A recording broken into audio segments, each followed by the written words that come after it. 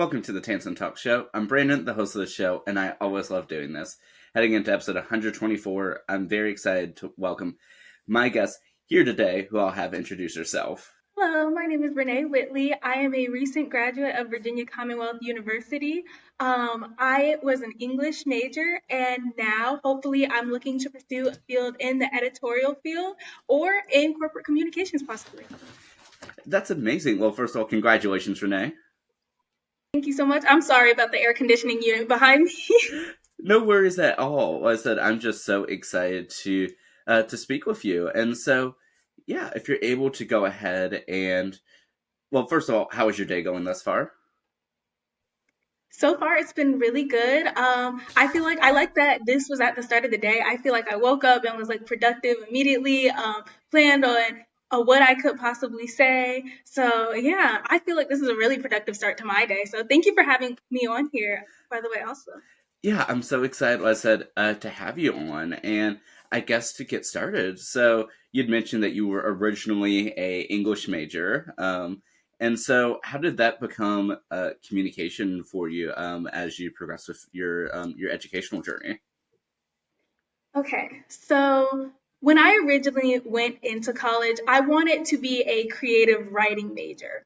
So every time I would look for colleges or I would go on my, college search journey, I would always like go to schools that had a creative writing major. And it wasn't until I talked with my mom and she said, "Hey, maybe you should like branch out, not just go for creative writing and pinhole yourself. Like maybe you should, explore like English as a whole." I said, okay. And I gave it a try. And that's how I ended up at Virginia Commonwealth University because not only did I felt as if they had a wide variety of English courses. A lot of English courses I did see were mainly like reading intensive. And while like the reading part of English is really good, I also wanted to do like a lot of writing and like a lot of editorial stuff as well. So I decided to go to Virginia Commonwealth University for that. And while I was there, I did take like a lot of reading classes, a lot of writing classes, but it wasn't until I discovered Blackbird. It was like a literary journal at VCU where they had people send in submissions for like the magazine and like short stories. That's when I realized, okay, like maybe I want to go into editorial and not just writing. So I thank my mom for that, honestly, because if it wasn't for her, maybe I'd still be pigeonholing myself with just writing. But yeah. Well, I'm glad that one that you were able to, I mean, explore the creative space, find more about the publication, but also find a niche that, worked best for you and your interest. Yeah, yeah, it was like a nice discovery on top of that. Yeah, and I mean, and even backtracking. So, since you had originally wanted to get into that like creative writing space, has writing and creativity always been a part of you throughout your life? Oh, always. I remember being little and I would always find like little composition notebooks around the house and I would take them and just like write little stories in them. And I really liked that I could create a character and create like a scenario for that character. And so it's just always been a source of comfort for me. Um, in fifth grade or in fourth grade, especially, I would like, flesh out the stories a little bit more, maybe add a little lesson to the end and then share them with the class. And in fifth grade, I had this, I think it was like two full notebooks of just like a little mini series I did. And I think it up to like 50 stories in there. And so part of me wants to do something with that or hopes to do something with that in the future. Like maybe turn it into like a little comic book for like girls that, or maybe like 10-year-old girls. Like I was a 10-year-old girl when I wrote that. And so now I feel like it's just developed into hopefully a novel. I want to write a novel one day. So now I'm writing like longer form stories. And yeah, hopefully I can still join the writing field. Well, that's amazing. And well, first of all, I mean, yeah, I'm so glad that you were able to, yeah, to write those stories and to, like I said, start collecting them. I know for myself, like I love writing. I always said that if I had more time, that's what I would be doing, like for most of my day. So I'm so glad that you're able to have that, and I do hope you're able to one day, yeah, publish it and hopefully have a novel too. Thank you. Yeah, out of curiosity, like while we're speaking about this, what would you say has been like, I guess the overall topic, without spoiling us too much, like of one of your favorite stories that you've written, or what type of story would you want to tease for anyone that might be watching this and one day want to see a novel from you? Well, currently I'm working on a story. I always feel as if like my current story I'm working on is the best story, of course, because like that's where I am in my writing evolution journey. So currently I'm writing a story about two people who were like friends in the past. They were like best friends in the past, and now they kind of grew apart. And this is like the story of them kind of rekindling their friendship, or I guess just inviting each other back into their lives. Okay, that sounds so fascinating, and yeah, whenever you are able to, what's that to me? Whenever you are able to get an what's it a novel, short story, anything published, whether it's a story or never, definitely, I'm so excited to read any of your work. Thank you so much. Yeah, of course, and I mean that just sounds like such a I don't know. That seems like such a story that I would read. In all honesty, I like stories of friendships, and I wish there were more of them. Me too, honestly. Me too. Friendships are such a complex thing to write as well because it's not just one character, but it's two characters and then like their relationship with each other. So it's definitely been a little bit of a challenge, but it's a challenge that I love and I'm enjoying the process so far. That's amazing. Out of curiosity, just because I know every author has their preference and some are easier to write than others, what do you, yeah, as odd as the question is to sound, what do you prefer writing, like in the present tense or in the past tense?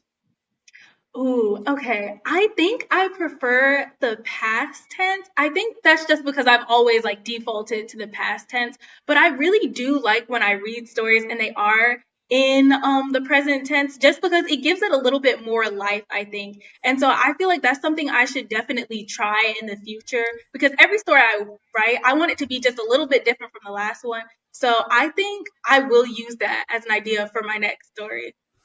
Yeah, I mean, I know for me, like in my writing, as much as I love present tense, I feel like it's sometimes harder to like get those tenses in properly and execute them, and so yeah, so definitely kudos to anyone that can manage to write in there. But I don't know, I love creative writing, so I'm so excited, like I said, to hear more about your creative journey. Thank you.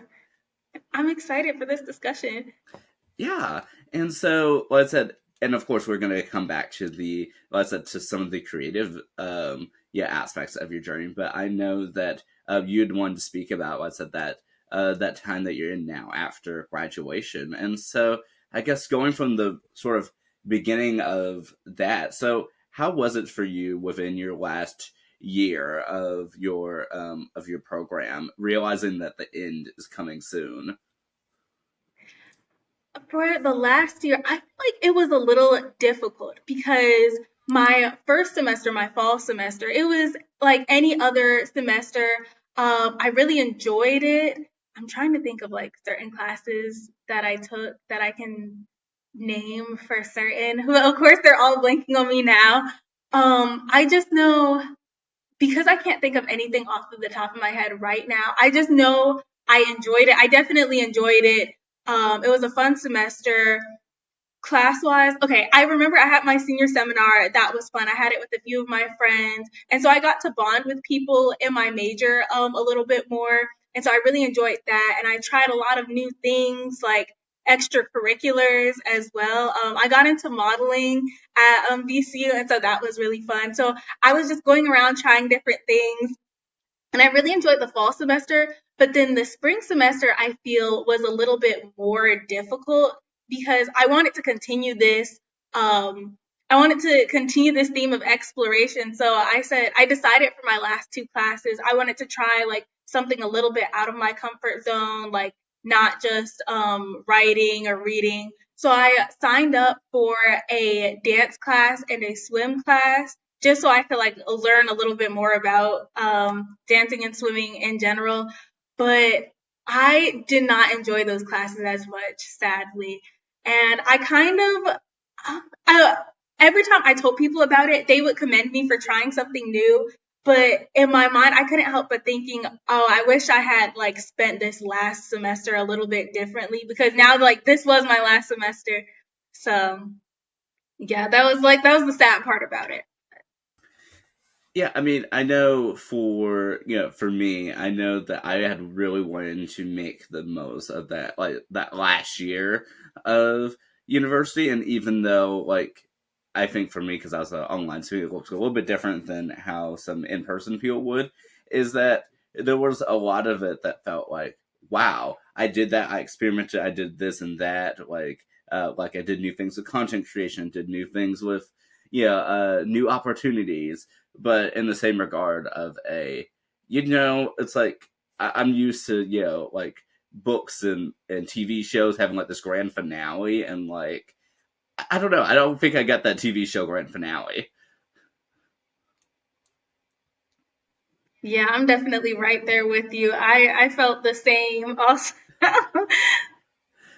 Yeah, and like how did graduate? I guess how did those final weeks like feel for you in the sense of going from from the well, this is the final this is the final Monday, the final Tuesday, and then that finals week heading into graduation day. Like how did that feel for you? Did you sort of know in the moment like wow these are the last, or was it more of a it is what it is, let's just get it over with, or average day? You You know, what's really funny is I'm the kind of person who I'm like afraid of the future and I'm afraid of change. Sometimes I'm trying to grow out of that because of course things need to change, especially like in adult life.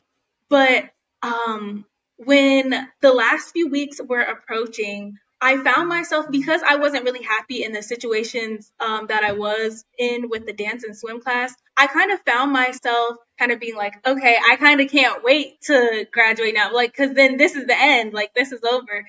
So part of me was like a little bit relieved, actually. And you know, I will say, like, how I was saying I was like a little unhappy in those situations, I will say that I'm glad it kind of gave me the courage to move forward. Because I was just in my mind, I was thinking, okay, I'm either in this, like, in these classes forever, or I'm moving on to like bigger and better things. So I will say those two classes did give me courage to move on. And that's what I do, or that's what I am grateful for. I love that, and I feel like that almost admits that like that bittersweet energy where it's like I don't want to leave, but also like these outside forces are like forcing my hand, like they're made for me to just keep on going. Yeah, exactly. Yeah, I mean, I certainly felt a little bit of that myself as I was finishing my master's program. That like I was finishing my thesis. I loved being able to like publish something academically, but it was certainly so draining. And then I had another class that required so much energy out of me that it was like I don't want to leave, but also like I'm on a countdown to just be done with this paper. Yeah, I'm sure. I know theses can be tough. Um, if you don't mind me asking, what was yours about? I'm just curious. Oh yeah, yeah. So my thesis was on television sitcom revivals and comparing that with the evolution of television. Oh, that sounds really cool. Yeah, I can definitely let's send you the link if you're interested. Oh, yes, please. Yes, please. Oh my gosh. I love analyses. That's another favorite thing of like mine. Like as an English major, I love analyzing. And so, yeah, definitely. Yeah, and I guess actually taking that forward. So since you mentioned that you like that, so like what type of I guess what was your overall focus like within your let's say within your degree plan in the sense of was there anything that really sparked your interest or any like I guess common topics that you would pick for papers or anything? Hmm. I know usually when we did do papers, they would be like analytic papers. And so I feel like um whether I had a spark while writing those papers would be whether I really like connected with the material or whether I found like an interesting concept that like maybe the writer was getting at that I could pick apart. I realized like when it would be like a more like when it would be like maybe a more complex topic, I would have like a little bit more difficulty, especially if like maybe the medium the author was using to try and get it across wasn't really connecting with me, and I would have like maybe a little bit of trouble understanding. But I'm trying to think of an example. I believe. Oh, we read. Oh my goodness. Now I'm blanking on the title. I think I want to say it was a James Baldwin piece. Okay, yes. It was called Sonny's Blues by James Baldwin.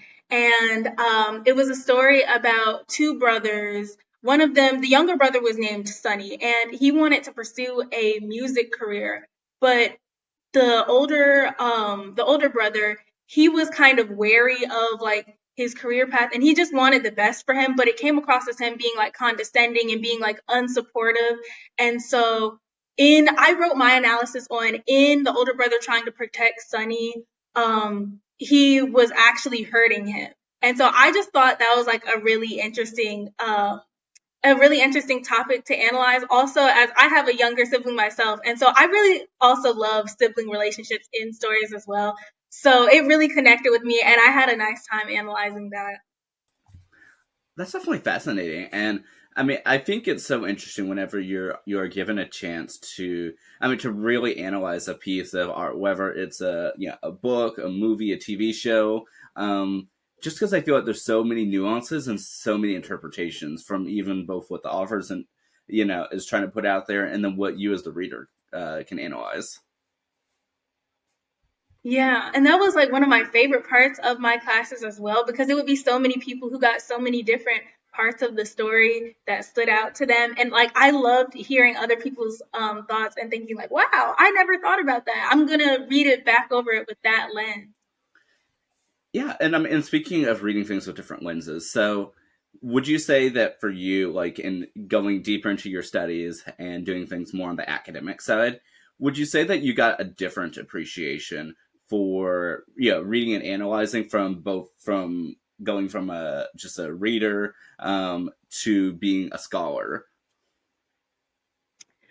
I think so because going into college, I think um my observations on things were pretty surface level. Like I remember like when I had to write papers, I would just, write, okay, this is what happened. This is what this person did. Here's basically what we can infer. But now, like, when I go back and like look at my papers from college, I'm like, I go deeper into it and I'm like, okay, this is, this is what the character did. This is what their intentions were. Maybe this is how it came across. It implies that the character is feeling this. And it's like, it helps me break down like the characters, like thoughts and patterns, I guess. And like it makes them feel more like characters to me. And I feel like that definitely helps on the writer side of things too, because I'm like, oh, this is what this author did to portray this. Maybe this is how I can use this technique to portray this about maybe one of my characters. So I feel like it definitely helps. Now, as I guess not really a twist question, but I guess a I don't know. I think viewing it from a different side question. So, would you say that there's anything that you miss from reading from before you were a scholar? Like, is there anything that you're like, I wish I didn't know like some of this information behind the scenes in reading.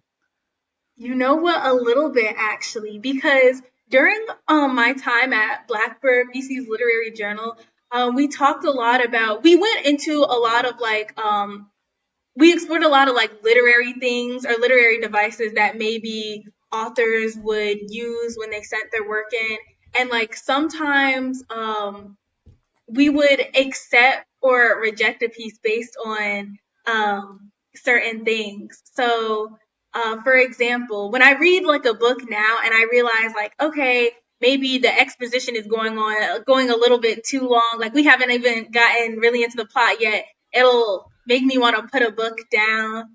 because like, I'm so used to being in that like, okay, accept this piece or reject this piece from Blackbird. So sometimes it is kind of hard to get out of that mode. I would imagine, and I'd say that while you, because I'm sure throughout your studies that you were probably, reading on your own as well. Actually, I didn't as much, which is kind of sad. I feel like in a way, I used to read like a lot when I was younger, but then I kind of grew out of reading. And I think it's because I feel like there was a name for it. I can't remember the name off the top of my head, but because I like writing and reading so much, they kind of conflicted in a way when I was younger. And so it was one of those cases where I was like observing, how did they word it? I think it was like observing that, or like your understanding of your craft isn't advancing at the same time as like you actually doing your craft. So like for example, like I could like read a book and think like, okay, this is really good. Like I really enjoy this book. Like everything they're doing is like really resonating with me. The characters sound amazing. The text sounds amazing, the dialogue, everything. And then I would look back at my work and be like, well, it doesn't sound like this book. Wow. And like I was just obsessed with like trying to perfect it at like 12 years old. And so like I feel like because I was comparing my work to like other literary works so often, it kind of killed my love of reading. And I'm trying to get back into it, especially now because I'm not doing like reading all the time for class anymore. So I hope that is definitely something I can get back into as I'm in this transitional period. So yeah. Oh, I 100% feel that. I know, first, I guess to speak about like that reading writing side before, I mean, even going to my discipline, like, I did so much reading and intense research for my thesis and for my graduate studies that like I haven't really had time for I mean to really pleasure read, and so like and then trying to micro analyze everything that really isn't that deep. And so I remember reading this one book that like I think it took about half a year for me to read this book, and I'm a pretty quick reader, but just because I've had to read it so scattered that like I was reading it. I mean, the book I loved at the beginning, but I didn't understand some of it towards the end. But I kept finishing it. I finished it. I went on to the next book, and then it's like, wow. I think one of the first lines is like, wow, I missed it after that person died. It's like, what? When they die? Like, I don't remember that in the book. So it's things like that. Like I didn't have the full attention span anymore to truly get back into it. So like I've switched largely at the moment from reading fiction back to nonfiction. I like both, but I find it easier right now to read nonfiction just because I don't know. There's a little bit more to grasp, at least in the books I've been reading. I don't know.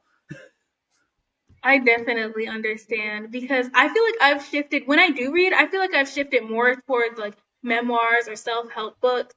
I'm so sorry for just sitting in the back.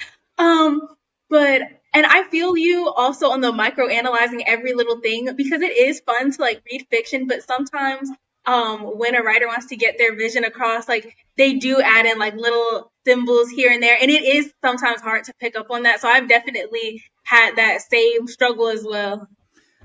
Yeah, I mean, I know for me, even in TV shows. So one of the shows that I analyzed within my thesis is a show I personally liked, but it's like in my thesis and going deeper and having to give like an analysis. It's like you're almost painting the show as if it's not a good show. It's like I'm not trying to say it's a bad show. It's like I enjoy the show, but there are these nuances that I feel I don't know that are disappointing. Like it makes me feel like one of those critics of like the critics say like your favorite show or your favorite movie is like really bad. But it's like I kind of enjoy it. Like Yeah, it's kind of like picking apart at different parts of it. yeah, it definitely I think gives that like interesting paradox where it's like yes, these things can be true, but like you can also enjoy it. Like don't think about it. Yeah. But yeah, but I will say, since you mentioned like you're working at the literary journal, what would you say is something that you really picked up like from learning there, and have you been able to use some of that within your life now after graduation? Definitely. I feel like when it comes to writing my own stories, because I realized before I started working at the literary journal, I had taken I believe two classes. It was a poetry class and a writing creative nonfiction class. And in the second class, we had to like write a story about ourselves in like a creative way. And so before that, I will say my writing wasn't that it wasn't bad, I'll say, but it wasn't as good as it could have been. And I was thinking like, oh wow, like my writing is so good, wow. And then like I look back after that class and I'm like, oh, like now that I see like the critiques my professor left, I was like, okay, yeah, I could improve in a way. But I realized like when I got critiques from my professor, I didn't I didn't like they didn't resonate with me as much as maybe like working hands on in a literary journal did, because I could read the critiques and say like, okay, I'll fix this, but I didn't really understand until like I saw it in action and I saw why like maybe doing this didn't really work in a story or doing that didn't really work in a story. And so I feel like it definitely helped me improve my own writing and helped me improve like my tone when writing, the flow of certain things, dialogue. So yeah, it has definitely helped me improve my writing from a hands-on standpoint. Well, that's certainly good. And overall, how long were you involved within the literary journal, and like in which capacities? It was 2 semesters. Sadly, I could only do 2 semesters as an undergrad. If I did continue on in my master's, I would have been able to do it multiple times. Um, but in the 2 capacities I helped in the literary journal was I was a fiction editor, which that I really, really enjoyed. And that's why like I feel like it helped me perfect my own writing craft so much because I usually do like writing fiction. But I also helped do copy editing a little bit here and there. I feel like that was like a little bit more difficult. If I were asked to do it, I could do it, but it wasn't as fun as like, getting to read through the stories and like discuss with my peers, like, okay, what did y'all think about this story? But I also was a literary and media, or I also was a media intern. Yeah, so we would um we would like go through the social media, maybe do like SWOT analyses and like explore the strengths, weaknesses, opportunities, and threats of everything. And so because of that, that's actually what got me interested in communications because I feel like my brain is just wired in like an analytical way in general. Like I'm always analyzing like, oh, what are they doing in a way, and like how can I do this? And so to find out that, oh wow, like you can do this for a job, like that excited me. Okay, I'm definitely so excited, like I said, to dive into that angle. So, what ultimately brought you to the internship, and how have you sort of progressed forward from there? Okay, so are you referring to my internship at PRA Group or Yes. just my intern, the media intern Ooh, at VCU? both actually. Okay, so media intern at VCU. Hmm. I think what drew me to that was, oh man, how did that start? I think what drew me to that was I think the fact that Blackbird was like just starting like a social media page, and I think I had heard about communications before, but I didn't really understand what it was. So I was like, okay, maybe like I'll explore this side of things, like just to see, just to like just see what it is.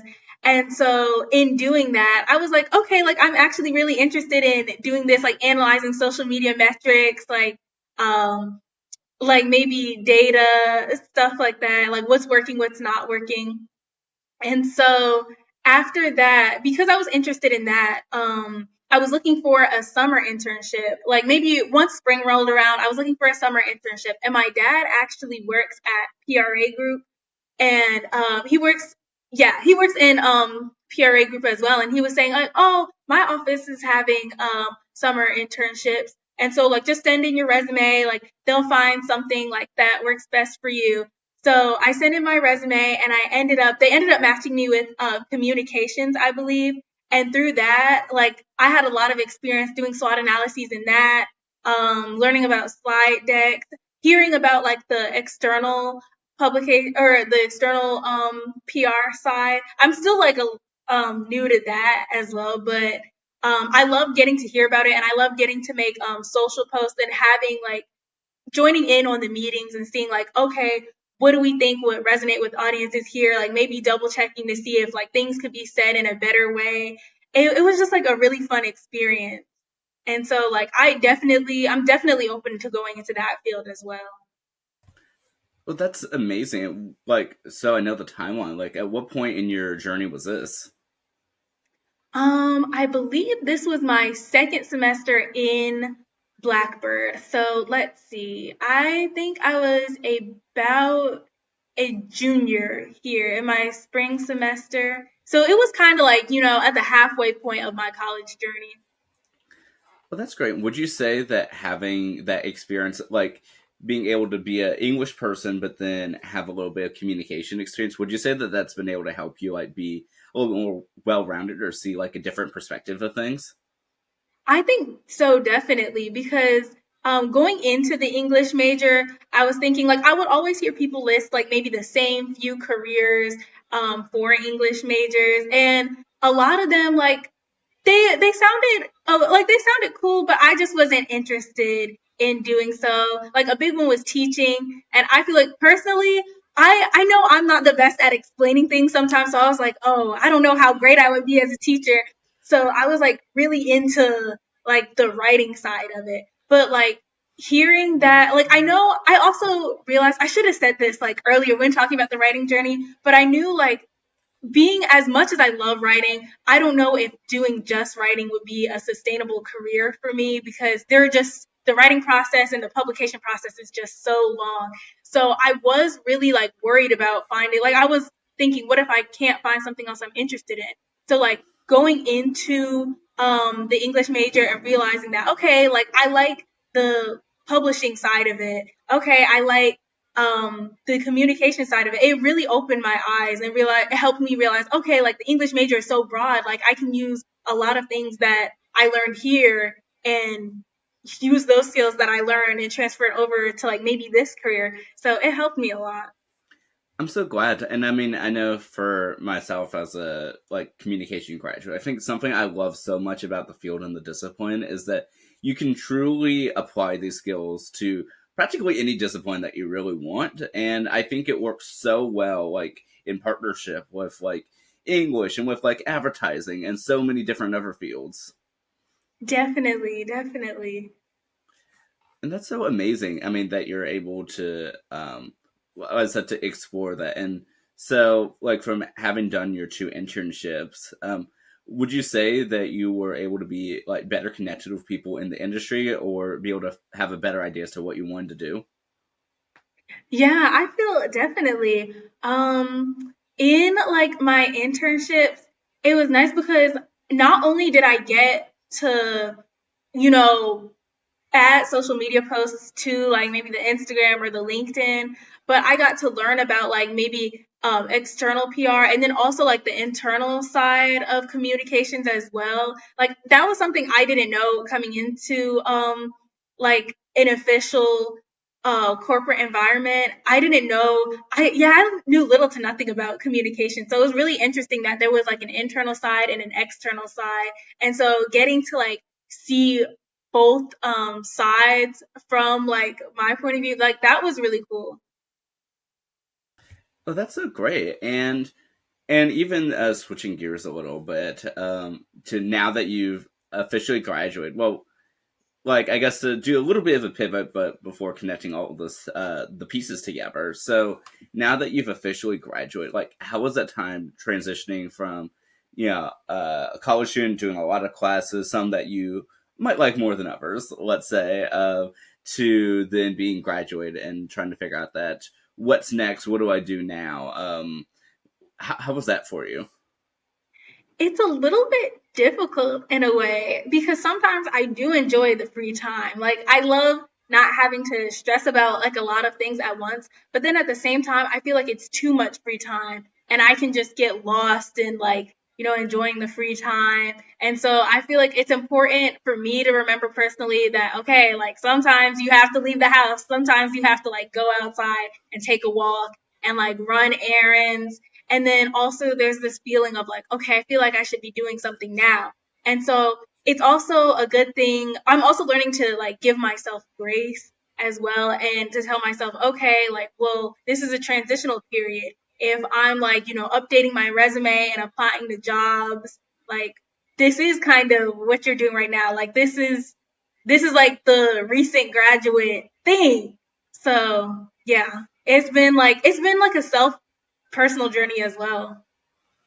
Yeah, I mean, I know even for myself, like in those weeks and months after graduation, I think it's one thing, like if you have something to occupy your time, even if it's just like a, yeah, part-time job or family obligations, but I think once those sort of simmer out, so to speak, it's like, I don't know, it's like you almost have, like you're in charge of your schedule, and so you have to sort of figure out what you do or you don't want to do. And I think having so much free time can be either very helpful or very hurtful, depending as to, who you are and how you like to use your times, because it's very easy, I feel, to also get lost in your own thoughts and like under Definitely. overanalyze everything.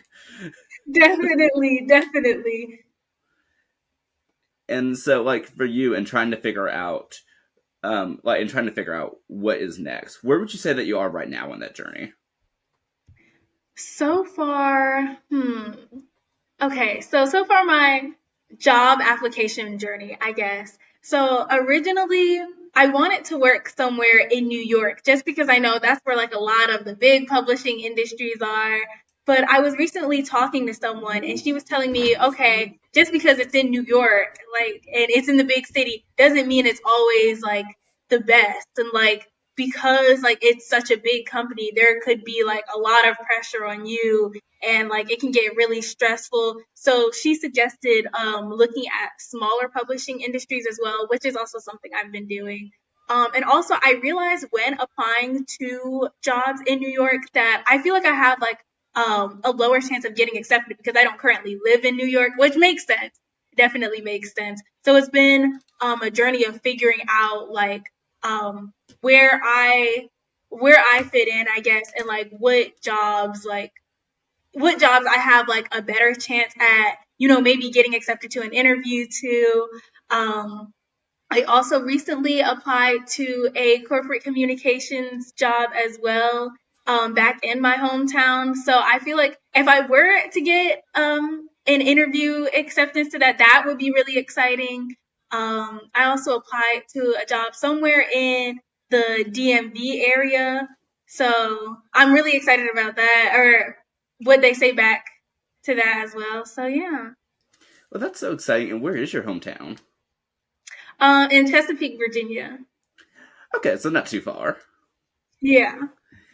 Well, Lisa, I'm glad that Lisa that you're continuing to apply, keep your options open, and ultimately, if you right now had to pick your dream job, no matter the distance or price tag, what would it be right now? Ooh. See, I actually think about this a lot because I would say as of right now, I want to be an editorial assistant, but then I also know like, oh, like I'm not entirely sure what that job entails. And I'm afraid of, I guess, getting there and then realizing like, oh, well, this isn't what I wanted at all. So, I mean, well, thoughts and worries aside, I would say I guess editorial assistant just because like it can help me get my foot in the door and help me see like a little bit of behind the scenes. So I guess that would be my. Actually, I just had another thought as well. um, as of right now, I feel like realistically that would be my job, my dream job now. But I just realized you said dream job. So thinking big, I think I would like to kind of be in like a Shonda Rhimes position. She was like the creator of like Scandal and like How to Get Away with Murder. How she has like shows and like she has like a whole like production company like working to help on like her visions and like getting them on the screen. And I think that's really cool actually. And I would love I would love to be able to like be right working on a project and then like getting to see it on the screen at the end of it and like getting to work with the cast and having people like come to me and saying like, okay, how can we make this vision come to life? Like I think that would be really cool. Okay, that would be amazing. And also, what actually inspired me is she had a book called Year of Yes, and I read it when I think I was around like 13 years old. And there was like a period of time where I was like really into screenwriting because of that book. Like, I wanted to be her in a way. So, still, even now in the back of my mind, I'm like, I would love to be able to write for TV and then get to like I guess work with a team like that.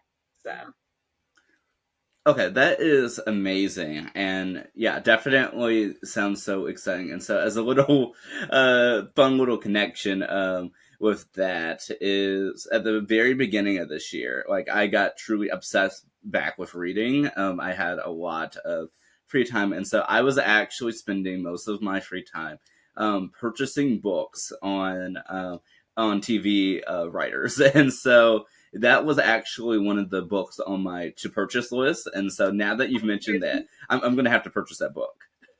yes, I definitely think you should. And because I realized like when she was describing herself, I was like, wow, I'm just like this. Like she would talk about how she was like really introverted and she was kind of scared to like put herself out there. And I just related to her so much as a 12-year-old girl. I was like, yeah, I want to be like, even though she feels like this, and she's made such like big strides like in the TV and film industry. So I was like, I definitely want to be like her. Like I saw myself in her and yeah, I still to this day want to do something similar.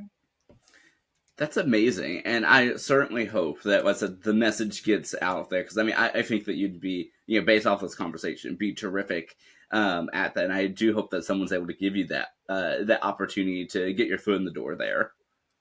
Thank you. Thank you so much.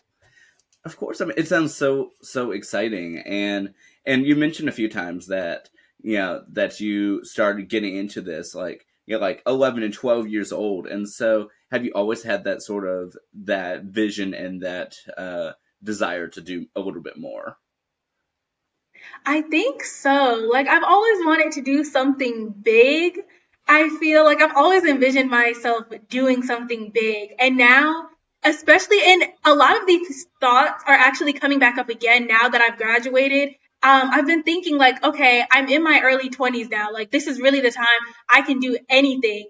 And so I may not have like, the money or the funds yet, and I actually have to like finish a project before I can put it out there, but I'm just like going back over like maybe all the things that I've wanted to do. Like how I mentioned the series of stories I wrote when I was 10. I was thinking like, okay, I really enjoyed writing this when I was 10. I feel like I would love to be able to share this with other 10-year-olds around the world. So I'm thinking like, how can I like maybe put a plan into motion to like publish this in some way, shape, or form? Because it was something I had always wanted to do when I was little. I always wanted to publish a story or publish something. So now I guess it's like an inner child kind of thing. Like how can I make her dreams come true as an adult? I love that. And if you combine, both of what you were just saying, from your screenwriting side to your storytelling side, you could always make a children's show. True, true. I thought about that too when I was little. That would be really, really cool. I think that would be amazing, and I think that that'd be such a great way for you to to connect your thoughts with the audience, with the viewers, while also I don't know, being able to have a more personal connection to it. I think so also. You know what? I actually might write that down as an idea because for some reason in my mind, my first thing just went, okay, comic book. But then there are so many other things I could do with it. Like, as you said, a kid's cartoon. I would love that actually. Yeah, I mean, I think that would be, I mean, truly up your alley. Like I said, based off the this conversation. So, how would you say that overall, like, let's say taking a different note, like, how you been occupying your your day? Has it been largely consisting like of writing or job applications, or is every day a little bit different than others? I feel like I try and do something a little bit different every day because I know if I don't, I get a little bit restless. But I'm also trying to, I guess, be productive in that as well. So, like, sometimes I'll watch TV, but I know sometimes I get bored watching TV and I get tired of laying in bed. So I'm like, okay, maybe I need to get up and go to the gym. Maybe I do need to, like, force myself to sit down and fill out a couple job applications. I've been hanging out with my friends a lot. One of the reasons why I was staying in Richmond for the summer, and so one of the reasons I wanted to stay in Richmond for the summer is just because I know my friends are like a lot closer. Like we all live in the same apartment building, so I always make sure to like maybe go over to their rooms and like hang out sometimes. So I guess it's just like something a little bit different every day. I love that. And I mean, something that I have been saying for summers now, and yeah, and to different increments, I do it, but I've always said, I think the summer is the most over and underappreciated time in the sense that it's always here, always the same time. We always look forward to summer, especially like as children. Yeah, it's like okay, well, that's the time we don't have school, and but I feel that there's so much that we can do with our summer. Like even if you are working or between jobs or trying to find out that next stage, like there's so much that you can do, and that like I feel that like especially at our age that we almost need to take back the summer for us. Definitely. And I also see this, I've also been seeing like a lot of just in general taking back life because like it gets so hard to like, stay afloat on top of like, working, maybe like meetings. And so it's like I'm seeing a lot of things that are like it's important to enjoy yourself also. And I'm trying to remember that as well. Like even though I haven't started working like my full-time career yet, I'm trying to like practice this now. So like I'm in the habit of it when I actually do get a full-time job. Well, I'm glad that you're, let's say, focusing on that now because I feel that it's important to have those, those principles, that structure, and everything before you enter in. Just like a couple months ago when I had started a additional position, I was just like, you know what, I have learned from previous experiences. Let's have a plan before entering in because I know, like I don't know, sometimes when you just start something, that it's so easy to get sort of swept away in the I need to do this, I need to do that, but without having a plan, you don't have a way forward. Yeah. Yeah, definitely that balance is important. Yeah, it definitely is. And actually, one of my recent podcast guests, who would be on the episode before this one, she was speaking to me about instead of work life balance, that she actually works for work life integration. Ooh, that's also really nice. I hope I can do something like that too. Yeah, I mean, I definitely, yeah. As soon as I had heard that and was listening to her story, I was thinking, this is something that I need to work on for myself as well.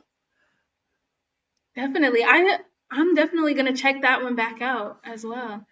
Yeah, and so for those tuning in and looking forward, that will be episode 123 with my guest Milagros Orkoshin.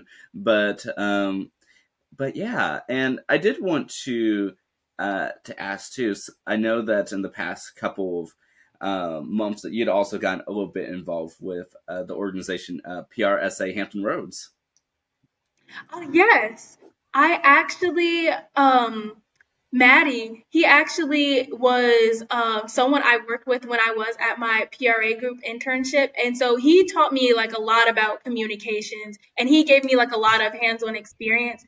And so he actually reached out to me and he said, "Hey, we're having a PRSSA coffee chat. Would you like to join?" I was like, "Of course." Like I'm always down to like making connections, exploring more about the communications world in general. So it's been really fun to sit in on those meetings and listen to them and hear people with like real world like PR experience talk about their experiences. So those have been really enjoyable.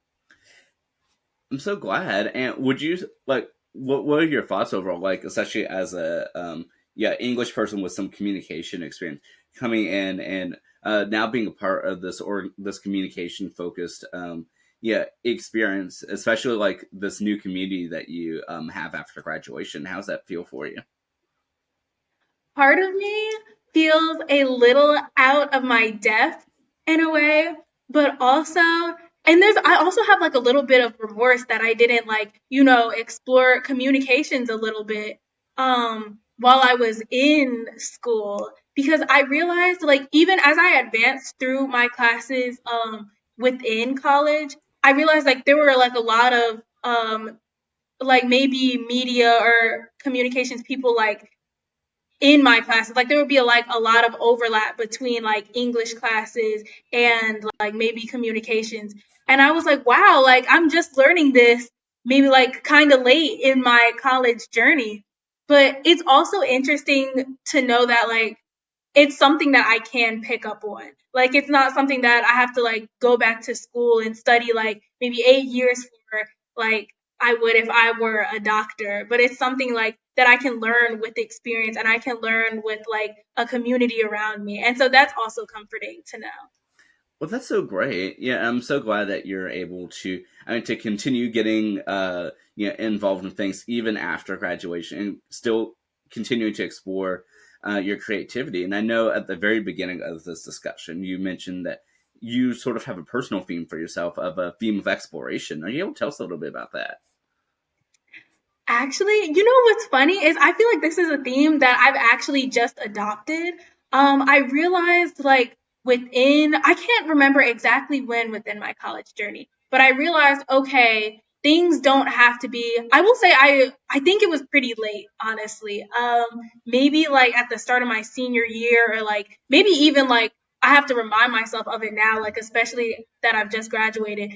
I don't have to have like a set plan for everything because in my mind, like I was always thinking, okay, I go to college, maybe get some experience here and there, I get a job, I'm at the job for the rest of my life. And like I can do other things. Like it doesn't have to be just that. Like a life has to have like, other elements in it for it to be fulfilling. It can't just be like, okay, do this work for the rest of your life because you're going to get exhausted. So I'm trying to challenge myself to go out and explore a little bit, especially now because I don't have anything really tying me down right now. And so I would rather like do my exploring now versus like maybe when I'm older and I have like maybe a house I have to like take care of and yeah. Oh, I fully understand what you're saying. I mean, I know for myself, the little inside joke for myself that like, yeah, one of these days I'm gonna actually like vlog my life. So I always keep a camera with me. I always like record little snippets of my day to day. Maybe one of these days I'll actually do something with the footage. But all that to say, though, is I like being able to just explore, yeah, and have fun with it. And it doesn't have to be like, all of that serious. Some days it might just be, you know what, let me just as I'm going to work, let me just take a different street. Like sometimes it's just that exploring that unknown, and that I think just makes the journey all that more fulfilling. I agree with you. I also feel like the same about like maybe vlogging my day because I've also thought like, okay, like maybe in an attempt to give me more motivation, I can like vlog my day. I never actually like remember to continue doing it. I'll do one snippet and then I'll go like do a task and I'll be like, oh, I forgot I was supposed to be vlogging. But it definitely has like been fun, like trying to, I guess, explore that side too. I'm so glad, and and maybe that's the motivation that we need. Maybe we need to like challenge ourselves, where like for the rest of summer 2025, that we just at least do one vlog before the summer's over, and just challenge each other for Yeah. that.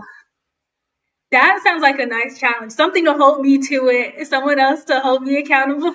Yeah, I think that we should do. I mean, I think that'd be such a fun challenge because I think some of those sometimes it's much harder to do something when you don't have someone to speak to it about.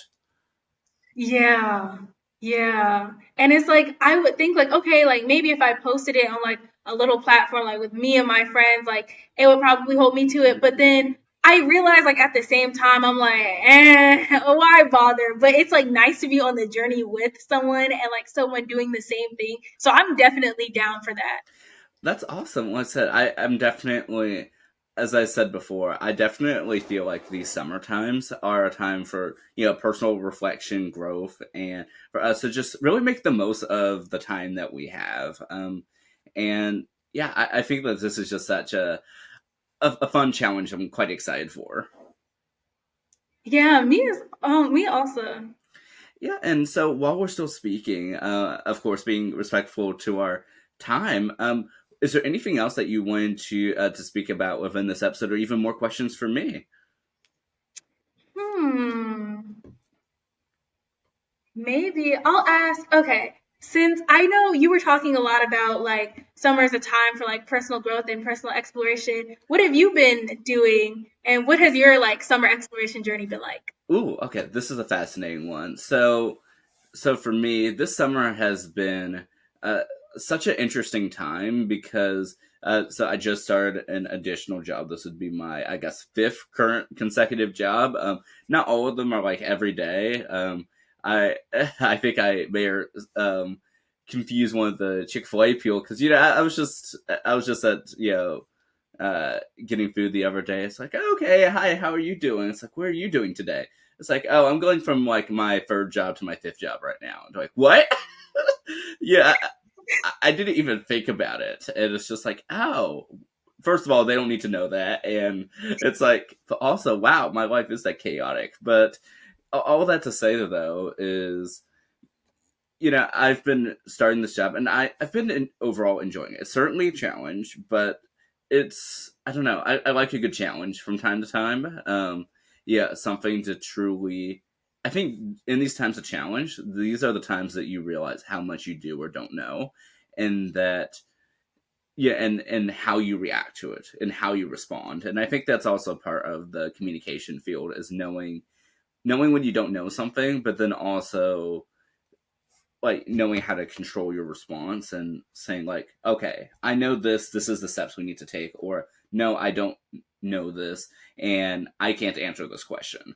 But I would say that for me, I've been sort of taking a personal challenge to things in the sense that um just like I said, scheduling out my days sometimes, because I noticed a few weeks ago that the summer's halfway over, and there's so much that I still want to do, and like my brother's home from college, I want to spend time with him, but like there's so much stuff that we need to do before he goes back off to college, but there's less than 3 or 4 weeks to do anything. So some of it just kind of went down to, you know what, like, okay, on this day we're going to this restaurant, on this day we're watching this movie, and as odd as that sounds, like just scheduling out your, I guess, leisure activities, it's kind of fun, because it gives you like a personal challenge to look forward to every day. And um, so like I've been enjoying it, and even like just driving around more, just because I don't really adventure out a lot.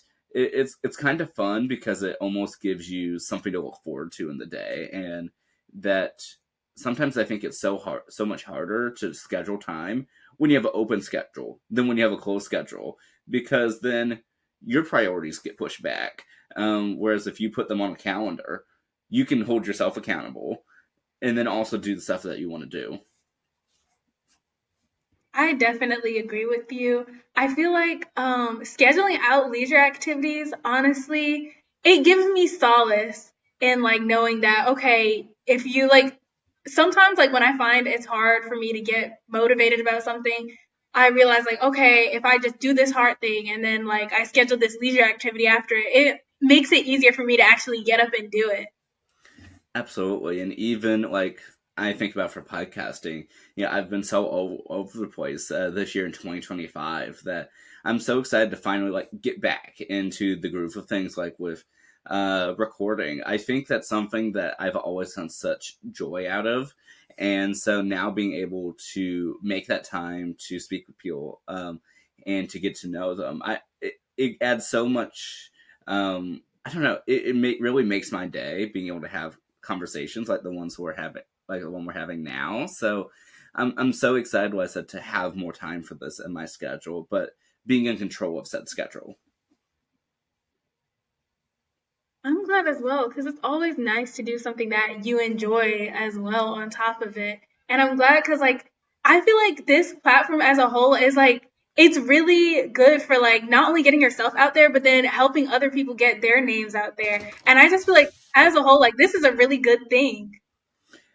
Thank you so much. And I always appreciate being able to speak with others, get to hear their stories, um, and I truly do believe it makes a difference. I believe so also.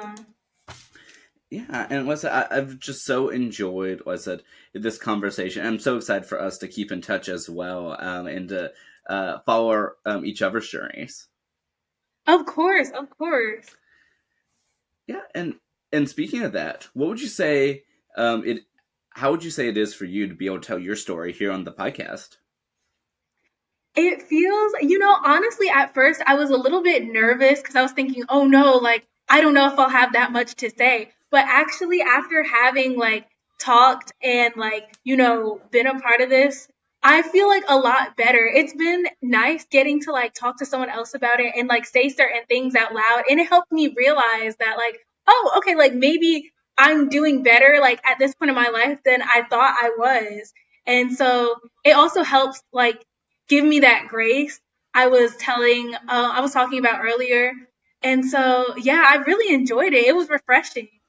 I'm so glad that it was, like I said, refreshing. And I know even for myself, like in being able to finally sit down, have this conversation, because I know that we've been, trying to figure out a time for this on the calendar for a few weeks or months now. But I'm so glad that we're finally able to have this conversation and really get to know each other. I think this is just such an enlightening conversation and fun too. Me too. I've thoroughly enjoyed this. This was really fun. Yeah, it definitely is fun for me. And if anyone would like to, to tune in to any of your platforms and get to know you a little bit more, where are the best places for them to find you, like on social media? I have my LinkedIn. Um, yeah, my LinkedIn for sure. My Instagram is more of just like a personal Instagram. It doesn't really have like anything like professionally posted up there. So, yeah, yeah. Well, that's awesome, and I definitely hope that everyone connects with you who tunes in and watches or listens. And I did want to ask too, when you go back and rewatch this, whether it's when it initially releases or months or years from now, what do you want to remember from this time? I want to remember how, I guess, refreshed I felt when talking because I feel like as of now, like as we were talking about with like motivation and like mental health, I've been kind of like doubting myself and being like, oh, like is this like am I doing this right? Why is this happening? Why isn't this happening? And so like I've just been questioning a lot of things, but like talking it out, it helps me realize like, okay, we are very much still young and still growing. And that like having this conversation kind of grounds me. And so I just want to remember this grounded feeling and that like okay, it's okay not to know all the answers, it's okay, like this is a part of life. And so I want to remember that part of it, and I want to remember like the relief I felt and like the refreshness I felt when like talking. I love that, and yeah, and before we begin heading into those final, let's at that final question, I did want to actually ask. So we spoke about so much within this discussion, from your hopes of maybe going to New York to work, your potential hope to be an editorial assistant, and what you did or did not like, like I said, during your final year of college and the theme of exploration, what would you say overall, if you were to narrow down this conversation to one phrase or something that you would want the audience to remember? What would you call this discussion? I think you know what? I think you actually nailed it. Exploration. One word, definitely exploration. I love that. I truly do think that it encapsulates our discussion, and yeah, and I'm so excited for, I said, for those to tune in and to listen to this episode. And I think this pivots right into our final thought, which is, Renee, if you're able to go ahead and close us out with whether it be a life lesson, inspirational thought, or whatever the case may be, the floor is all yours. I would say to anyone who currently is maybe like a little lost in life. Like it doesn't matter if you're like a recent graduate like I am, or maybe like you just recently lost a job, or you just feel like you don't have any clear direction on where to go. I would say definitely give yourself grace. It's definitely helped me. Give yourself grace, let yourself explore, talk to those around you. And yeah, just stay open and know that things aren't going to be like this forever. I love that. Thank you so much, Lisa, for coming on and for speaking with me and for those tuning in. I'm so excited, Lisa, for us to continue this conversation further. And thank you so much for inviting me. It's been an enjoyable experience all around. Thank you so much again. Of course, and for those tuning in, thank you so much as always for tuning into the show. I greatly appreciate it, and I'll see you in the next one. Have a wonderful day, friends. Bye.